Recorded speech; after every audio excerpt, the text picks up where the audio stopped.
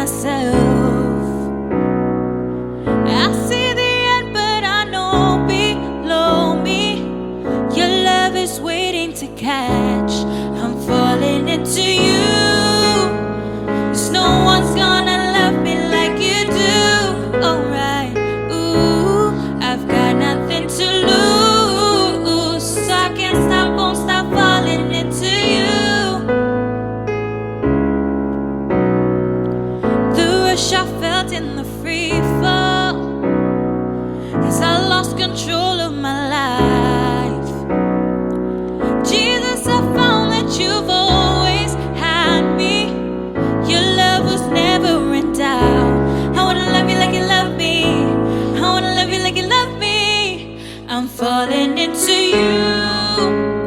There's no one's gonna love me like you do.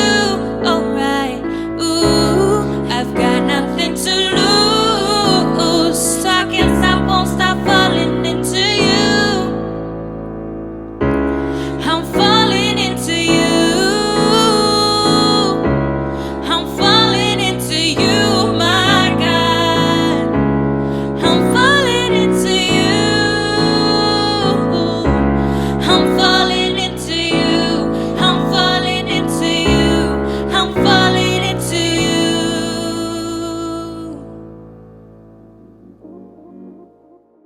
What's up, you guys? My name is Gracie and welcome to TC Youth. If you're new here, we're all so excited for you to be part of our family. Here's some announcements for you to get plugged in. First up, we got our online devotionals happening throughout the week. Devotionals are where we can study the Bible with our tribes, talk, and hang out with each other. For more information, make sure to message your tribe leaders, and if you're not part of a tribe yet, then message us in the Zoom room or our Instagram. Next up, we got Friday Fields every week at 8 p.m. It's where we play games, watch movies, or have Instagram lives. So make sure to follow our Instagram account at thecollective.youth to stay updated. Also, save the date, April the 2nd. We have a Good Friday worship night at 5 p.m. called Graves into Gardens. So make sure you hop on the Zoom and worship together with us. Lastly, our services have changed to 10 a.m. We wanted more time to hang out before and after the services, so invite your friends to join.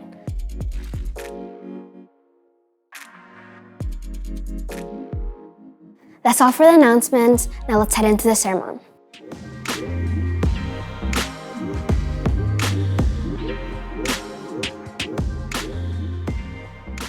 Hey guys, it's so good to see you today. Happy Sunday. Thanks for being with us today on our last week of our sermon series, Do Something. For those who don't know, my name is Kherent. I'm one of the junior high school tribe leader in TC Youth. And for the past week, we've been talking about injustice and how we all just wish somebody somewhere would do something. I got so pumped up listening to the other leaders talking about this series because it is somehow related to what I've been doing these days. So, as some of you know, I'm on my final semester of law school and I'm currently working on my thesis that talks about transgenders' rights. I saw there's something wrong with our society and how we see other people as something less than a human. And witnessing the injustice that happened around me, I know I need to do something. I need to use the platform that I have to say something about it, you know? You know how it feels like when you see something wrong and deep down inside your heart, it is bothering you so much and you feel like you need to do something or at least you need to say something. That's exactly how I feel and maybe most of you have felt the same way. And today, I would like to remind you and I want to make sure that you can actually do something despite your age, your gender, or maybe your grade or whatever it is. Just to make sure we're all on the same page, let's define the word injustice. When you hear people talking about justice, it simply means something that is right, fair, and equal. Well, injustice is the opposite of that. So when we talk about injustice, we're talking about the things in our world that are unfair, unequal, or not right. People getting bullied at school, that's injustice. Victims of human trafficking, that's injustice. Families living in poverty, that's injustice. Students don't have the tools or resources or maybe internet access to it, they need to keep up with online school these days. That's injustice. People being treated differently because of their race or their gender, that's injustice. And of course, the list could go on and on. When you think about it this way, chances are you can see plenty of areas of injustice in our world. And if you're honest, that probably makes you think something like, wow, that's a lot of terrible things happening in the world. Somebody needs to do something.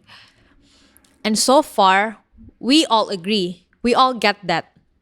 There's a need for more somebodies to do something.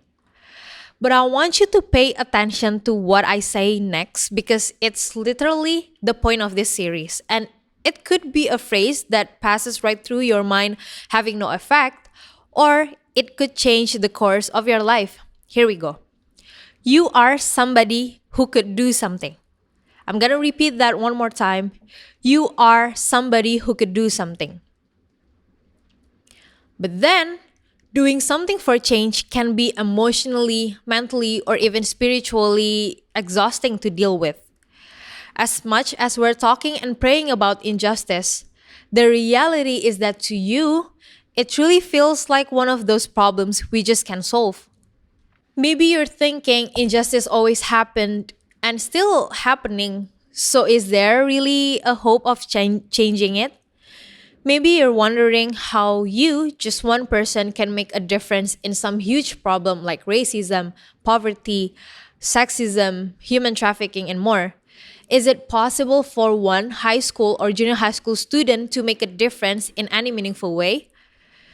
Maybe you're so tired talking about it and trying to explain to people who don't seem to care that you wonder if it's even worth trying anymore. Will people care as much as you do? And I totally understand it. Because you're right, standing up and doing something about injustice isn't easy.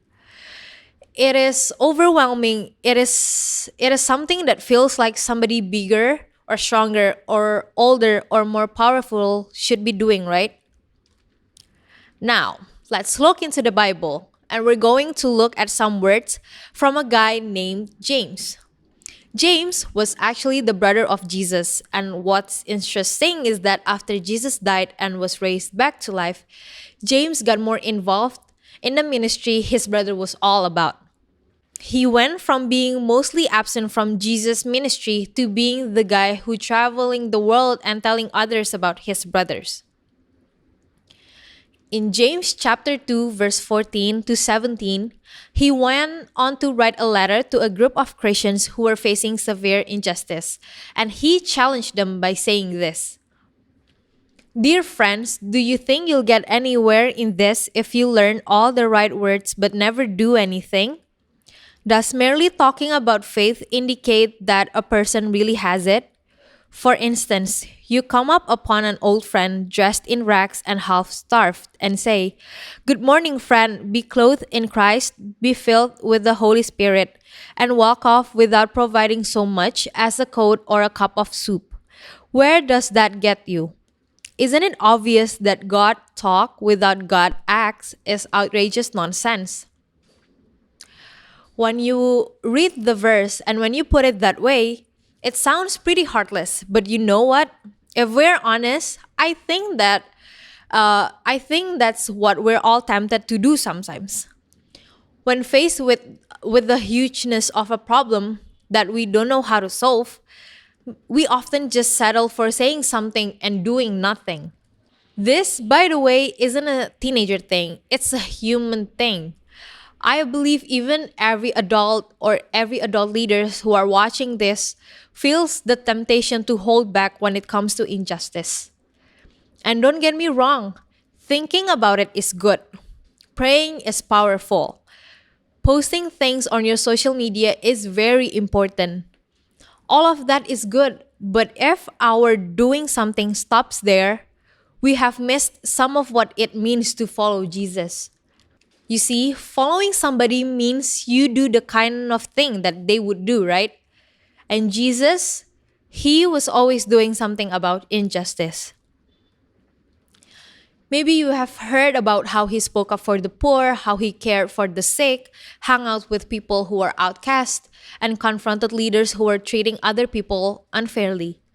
Did Jesus offer his words? Absolutely. But he also offered his actions. He lived in a way that showed the world what it looks like to value people, and as his followers, we can do the same. I'm gonna reread the last part of that verse. Isn't it obvious that God talk without God acts is outrageous nonsense? In this part, James was saying that our faith and our actions are connected. If we say we have faith, but it doesn't motivate us to do something, then something about our faith is broken. And here's why that's a big deal. Living a life of faith is about becoming more like Jesus. And even if you missed every part of this series so far, here's the part I want you to always remember. When it comes to injustice, Jesus always doing something. Always. And when we make that shift to allow our prayers and our words turn into action, we are becoming more like the person we're praying to. We are becoming more like Jesus. The thing that makes you feel sad or angry that you know aren't right, the injustice that motivates you to act, those things that hurt you and the people that you love, those things are wrongs in the world that God wants to see made right. When it comes to injustice, never stop doing something. Like I said, it might be overwhelming, like our little actions won't have any effect on such giant problems, but small change are still changes, right? And in Galatians 6 verse 9, it says, "So let's not get tired of doing what is good. And just the right time, we will reap a harvest of blessing if we don't give up." Don't give up when the good work gets hard. Instead, keep going, keep working, and keep fighting. So here are ways to keep doing something about injustice. Number 1, use your voice. Speak up. Say something in the moment. Say something on social media. Say something to a teacher or to an adult who can help. Use the voice you have to speak up and speak out to those who need it. And if that doesn't work, keep saying until it does. Number 2, use your influence.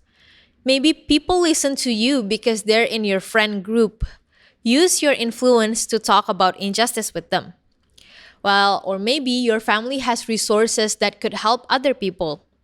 Ask how you can use them. Maybe your family has connections or a lot of opportunities. Ask how you can use your opportunities to help someone else get more opportunities. Number 3, use your talent. You don't have to give up on whatever hobby that you have. Use the talent that God has given you to do something for others. Maybe you use your art to do something about injustice you see in school. Maybe you use your influence on your team to speak up or serve others. And the last point is to use your life. We're not talking about just one service project or volunteering a few times in multiple occasions. Injustice is everywhere.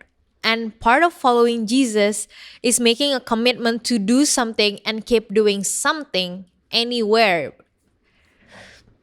Now, to end this, pause with me for a minute. As we're wrapping up this series, I want you to imagine, what if the church actually did this? Not just our church, but the church, the entire community of people who follow Jesus. How might the people in your school and neighborhood see God differently if Christians were known for choosing to see people the way God sees them and treat them as He would? It's fascinating to think about, right? And what a wonderful world we would live in. And here's what's crazy. That can happen only if we do something. So let's pray. Jesus, thank you so much for this morning that you gave us another chance to hear your words about doing something. And I hope that everyone who listened to this sermon would feel not just motivated, Lord, but I hope that you would actually move our hearts so that we can actually do something about the injustice that we see around us, that anything that happens in our school, anything that happens in our family, or even in our society. Give us the courage to speak up for those who need it. Give us the wisdom to talk and talk about it to other people so that more people would care about it, and we have more somebodies to do something about the injustice that's happening around us, Lord. And I want to pray for the tribe talks that we're going to do after this. I hope that you're going to be with each and every one of us so that you can open our hearts and our ears to listen to one another's, Lord. In the name of Jesus Christ, I pray. Amen. So thank you guys for being with us today and listening to this whole service. And next, we have tribes, and all the informations that you need are in the description down below. And also, make sure to join our Good Friday worship night at 5 p.m. and follow our Instagram so you won't miss out on any informations for the upcoming week. I'll see you next time. Bye.